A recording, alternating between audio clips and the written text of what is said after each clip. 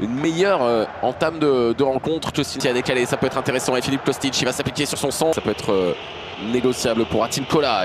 Surprenant de constater que les 3 joueurs qui sont titulaires aujourd'hui ne l'étaient pas. Pour différentes raisons, il y a les terrains. C'est un prêt sec pour lui, sans option d'achat. Fenerbahçe, c'est avec ce recrutement d'Ambaché pour poursuivre sa carrière.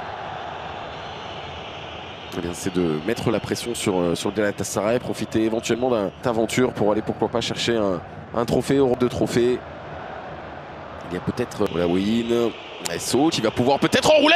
Il est magnifique ce but, et comme face à l'HTP la semaine dernière, eh bien Fenerbahçe se fait surprendre par son adversaire à domicile. Quel but magnifique de la part d'Aliso pour permettre à Rizespor de prendre.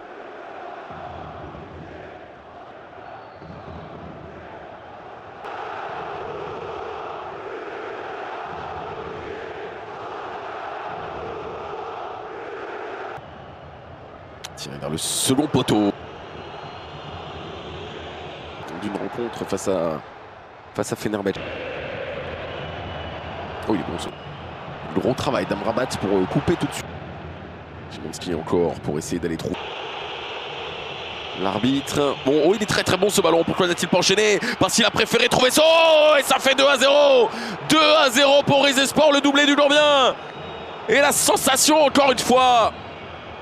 Au sucre ça, Soglou. Aux abords de la surface de réparation et de but.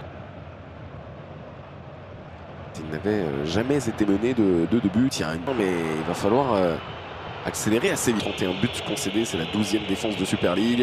Et il ne faudrait pas surtout que les joueurs du Fener, déjà dans cette 21e, assez lourdement incliné. C'est pour ça que l'on parle de résultats spectaculaires.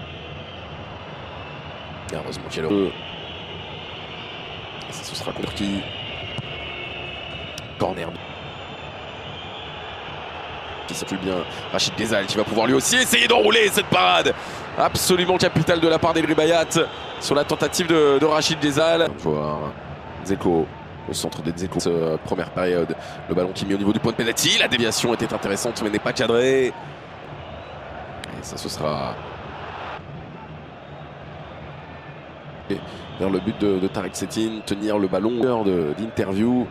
On le défend bien. En-Nesyri, on sait en forme en ce moment, En-Nesyri. Corner frappe.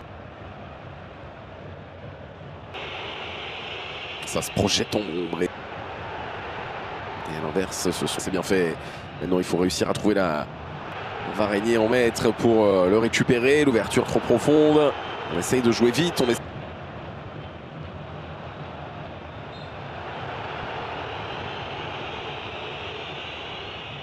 Ça va à bout, il y aura très grosse polémique. Szymański.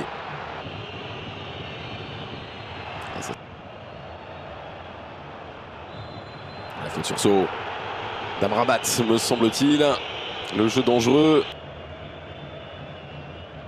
Aujourd'hui, il y aurait la possibilité pour Galatasaray de compter 9 points d'avance à l'issue de cette 21e journée.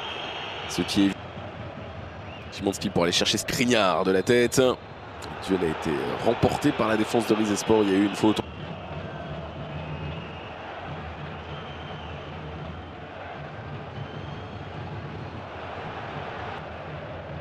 On appuie sur Fred qui peut pour Rizespor, une balle peut-être de 3-0 avec So qui fait l'effort.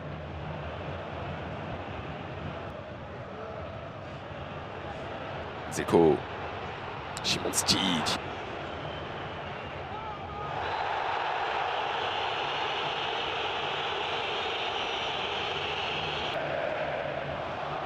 Oh, il est bon ce ballon-là, enfin, geste technique assuré, c'est Milan Skriniar qui vient marquer le but de l'espoir dans cette rencontre pour son premier match.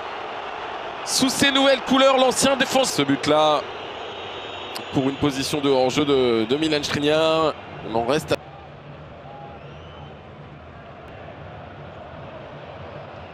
Bien se l'emmener ce ballon-là, qui voulait centrer en retrait. L'intervention très compliquée de la défense et du gardien Tarek Setin de Rizespor. C'est très chaud. Reproductif. Le corner, il y a un joueur qui est au sol. Monsieur l'arbitre n'a rien dit. On verra ce qui s'est passé. C'est Milan Skriniar qui réclamait une faute. Et à l'inverse, cette première partie de rencontre, Edin Dzeko le tire parfaitement. Et voici donc les Stambouliotes, un but désormais de Rizespor. Et en supériorité numérique de surcroît, 2-1. Plus d'1h20. Premier ballon tout de suite à destination d'Edin Dzeko, la remise. Le centre très bon, En-Nesyri ne parviendra pas à cadrer, mais c'est déjà la première occasion de cette seconde. Et En-Nesyri lobé par ce service de chez l'instant. Rizespor tient son avantage d'un but, mais il ne tiendra pas beaucoup plus longtemps s'il continue à défendre comme ça. En revanche, le centre là aussi est très bon, il y a beaucoup de monde. Et Dzeko pour conclure la sommet, c'est une certitude. Oh la frappe, c'est pas possible. C'est pas possible, troisième transversale. Et ensuite, ça file à quelques centimètres du boîte et ça parvenir. Et c'est encore une fois repoussé. Mais Dzeko cette fois-ci va conclure et permettre l'égalisation de Fenerbahçe. Après 3 transversales dans cette seconde période, le Fener revient à hauteur de Rizespor réduit à 9. Grâce bien sûr. Tadic qui va pouvoir centrer pied droit. En-Nesyri cette fois-ci va cadrer. Et En-Nesyri va offrir la victoire à Fenerbahçe. Comme la semaine dernière face à l'OSTP, c'est l'international marocain qui jaillit, bondit et catapulte ce ballon dans les filets de Çetin. 89e minute.